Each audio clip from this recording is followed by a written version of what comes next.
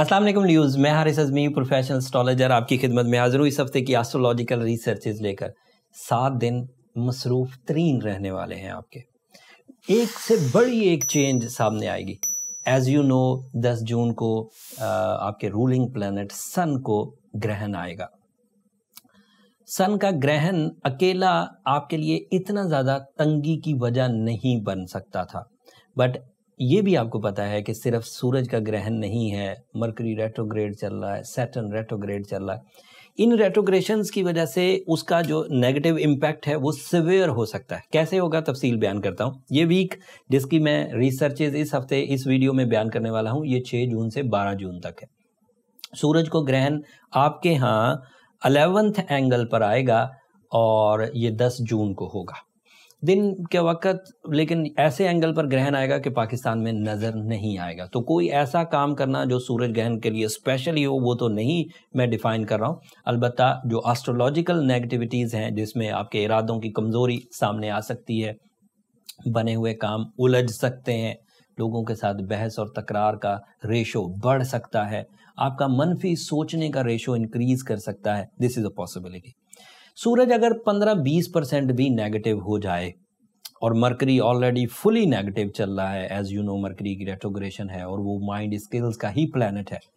Mind skills, documentation, concentration, public image, plannings, उसमें थोड़ी बहुत नेगेटिविटी, जो ज़रा सेंसिटिव ल्यू है उनके लिए ज़रा ज़्यादा नेगेटिविटी है, जो ज़रा स्ट्रॉन्ग ल्यू है उनके लिए ज़रा कम नेगेटिविटी है। जो स्ट्रॉन्ग ल्यू है उनको अब सूरज घेर लेगा तो दैट मीन्स वो भी ज़रा सेंसिटिव हो जाएंगे, तो उनके लिए ज़रा परेशानी बढ़ सकती है। फिर सैटर्न की रेट्रोग्रेशन आपको बाउंड्री लेस कर रही है, आपके अंदर अच्छे और बुरे की तमीज़ में कुछ कमी आ रही है।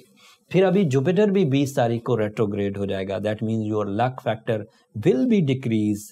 लेकिन ये सब चीज़ें अगर कोई बंदा वक्त को समझकर, पेशेंस के साथ, टॉलरेंस के साथ, थोड़ा स्पिरिचुअली, थोड़ा साइंटिफिकली अपने आप को हैंडल करे तो चीज़ें बेहतर हो जाएंगी। ये एक खबर थी जो सूरज को ग्रहण होगा आपके लिए इसलिए इंपॉर्टेंट थी कि आपका रूलिंग है, तो रूलिंग प्लैनेट का किसी नेगेटिव एंगल पर जाना, किसी ग्रहण में जाना, किसी प्रॉब्लम में जाना आपकी फितरत पे भी कमी लाता है।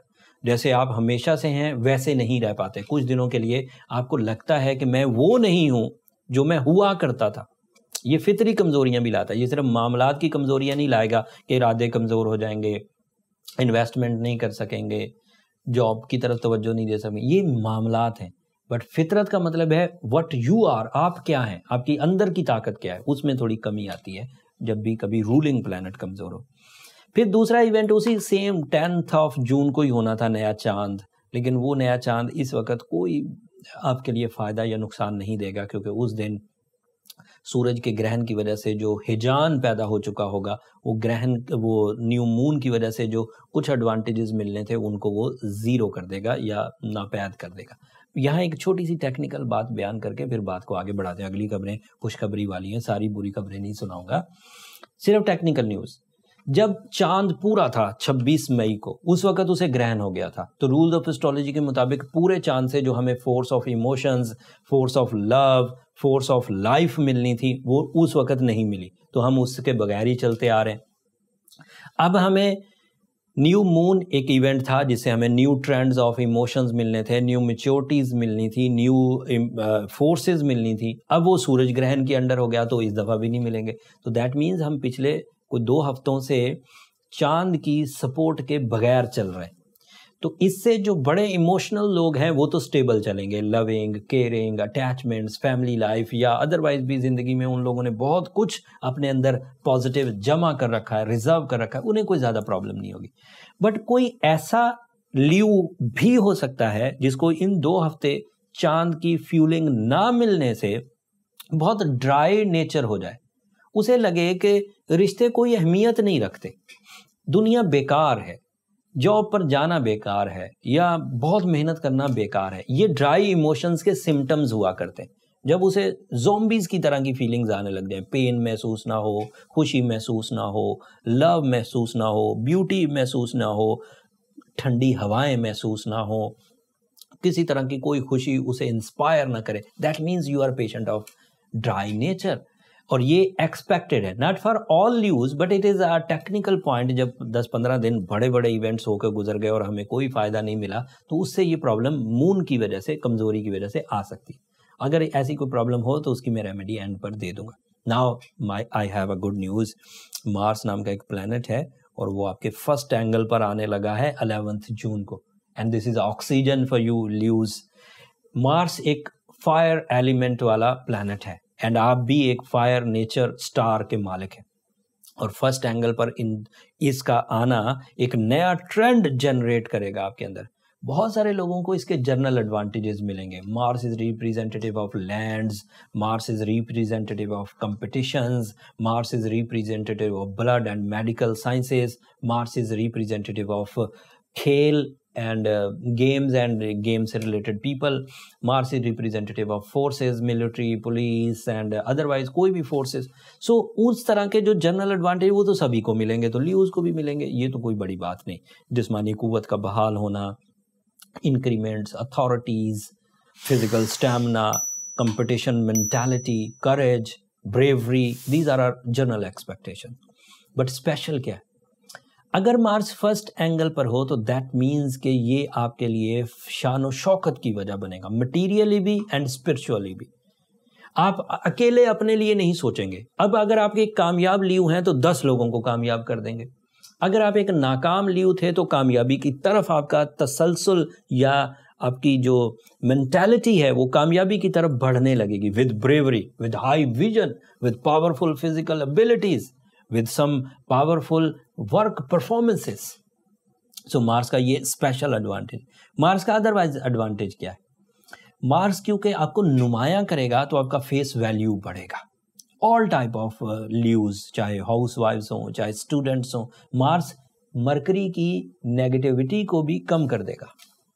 पूरी तरह खत्म नहीं कर सकेगा बट कम कर देगा, तो स्टूडेंट्स जो बड़े ही उलझन का शिकार थे वो सेटल डाउन हो जाएंगे। मार्स के अदरवाइज एडवांटेजेस क्या हैं कि तमाम वो लोग जो कि कोई भी ऐसा काम करते हैं जिसमें प्लान्स, जिसमें क्रिएशंस, जिसमें इस तरह की चीज़ें होती हैं जो शोहरत की वजह बनती हैं, वो बड़ा ग्रो करेंगे। स्टॉक एक्सचेंज वाले ल्यू, प्रॉपर्टी से रिलेटेड ल्यूज, रियल एस्टेट से रिलेटेड ल्यूज जंपिंग स्टाइल वे में ग्रो करेंगे। छक्का लगना, तेजी से बड़े बड़े profit. So this is very important भी। बट ये फायदे होंगे कब? जब सूरज की ग्रहण को आप फेस कर जाएं सक्सेसफुली, जब मरकरी की रेट्रोग्रेशन को आप सक्सेसफुली डिनाई कर दें, रिपेयर कर दें, रिपेल कर दें, जब सैटर्न की नेगेटिविटीज को आप रिपेयर कर पाएं। अगर वो चीज़ें साथ चल रही हैं तो आप अनडिसिप्लिन्ड बिहेवियर से कहाँ कामयाब होंगे? आप लैक ऑफ प्रिपरेशन की वजह से कहाँ प्लान्स कर सकेंगे, कहाँ इन्वेस्टमेंट्स कर सकेंगे? आपको उलझने पड़ी रहेंगी।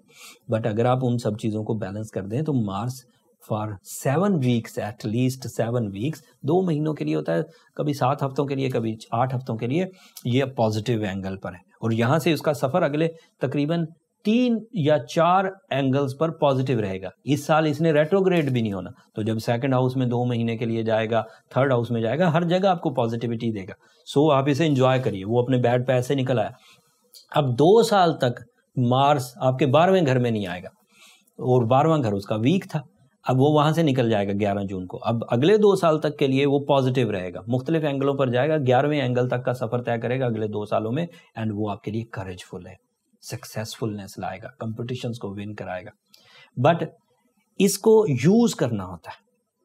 अगर कोई आदमी किसी इवेंट के हो जाने को ये समझे कि खुद ब खुद चीज़ें मेरे पास आ जाएंगी, ऐसा नहीं होगा। कोई भी बाहर आती है तो वो आपको फैसिलिटेट करती है, परफॉर्म आप ही को करना है। ये इस हफ्ते की अच्छी और थोड़ी सी एहतियात वाली खबरें थी। ग्रहण एहतियात करने का था, न्यू मून पर एहतियात करनी थी, मार्स एंजॉय करने वाला है, सैटर्न एंड मरकरी की रेट्रोग्रेशन भी एहतियात करने वाली चीज़ें हैं। जो लोग अपनी विल में स्ट्रॉन्ग हैं, अपने इरादों में मजबूत हैं, अपने माइंड स्किल्स उनकी पावरफुल हैं, उन्हें कोई खदशा नहीं, उनके लिए लाइफ उसी तरह स्मूथ एंड सिल्की चलती रहेगी। बट ऐसे ल्यूज जिन्होंने अगले कुछ दिनों में बड़े डिसीजंस लेने हैं और इस वक्त उनके दिमाग पर बड़ा बोझ है, इस वक्त उनके रिसोर्सेज कम होते जा रहे हैं क्योंकि इन्वेस्टमेंट्स की वजह से उनके पीछे रिजर्व्स कम हो रहे हैं।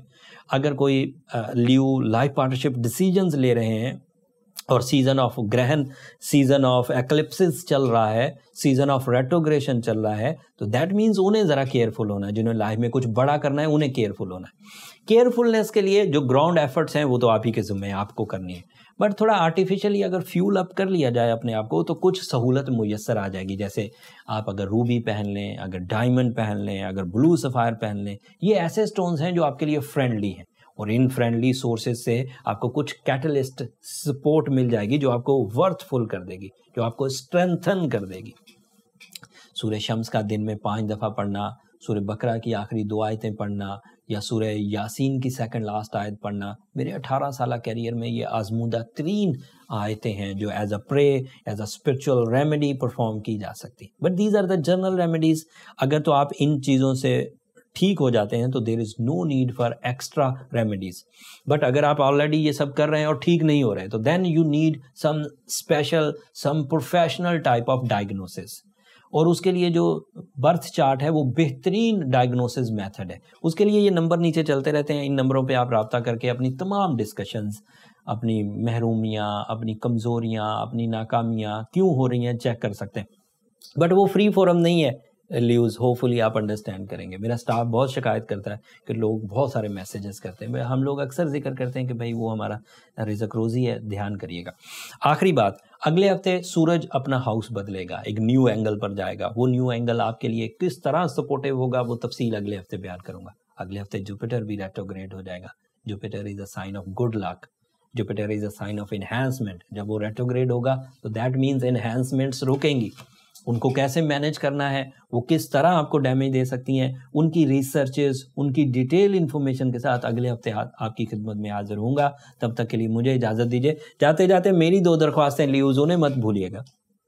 अगर मेरी ये कोशिशें, ये नॉलेज, ये रिसर्चेस आपको पसंद आ रही हों, आपकी ज़िंदगी में कुछ काम आ रही हो, आपको टाइम साइंस समझ आ रही हो, आपको सोलर बिहेवियर समझ आ रहा हो, तो अपनी दुआओं में हमको ज़रूर याद रखिएगा। आपकी दुआएं न सिर्फ मेरे लिए इस दुनिया का बल्कि आखिरत का सबसे कीमती सरमाया है। चैनल को भी ज़रूर सब्सक्राइब कर लीजिएगा ल्यूज़। आपकी सब्सक्रिप्शन मेरी और मेरी टीम की हौसला अफजाई की वजह बनती, और आपकी यही मोहब्बत सब्सक्रिप्शन वाली हमें पाकिस्तान में नंबर 1 लेवल पर लेकर आई है। चैनल को सब्सक्राइब करना मत भूलिएगा। अगले हफ्ते तक के लिए अल्लाह ने के बाद।